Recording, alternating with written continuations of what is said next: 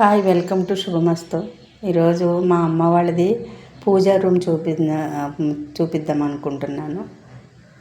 ఇదే పూజా రూము.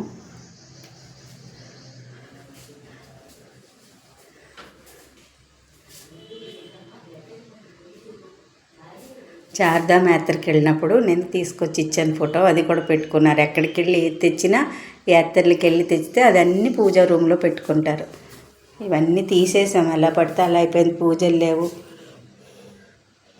ఇవన్నీ పెట్టేసి సర్దేశాం.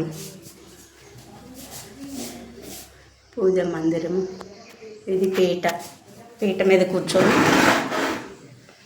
ఆ పీట మీద కూర్చొని పూజ చేసుకునేవారు.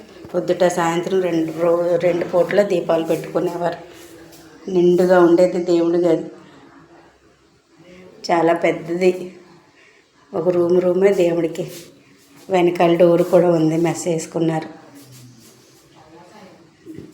ఇంకొక అలమర, దేవుడి పూజకి సంబంధించినవన్నీ ఈ అలమరలో పెట్టుకుంటారు.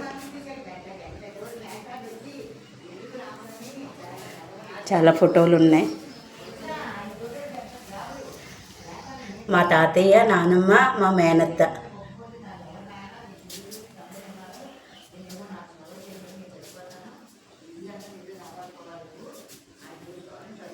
ఇదండి, ఇది మా నాన్నగారికి పట్టుకుని మడిబట్ట.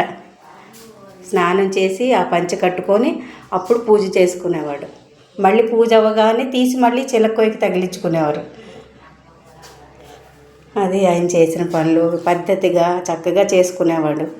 అలాంటివన్నీ మాకెవరికి ఇంకా రాలేదు. ట్రై చేస్తున్నా నాన్నలా చేయాలని. Okay, bye bye.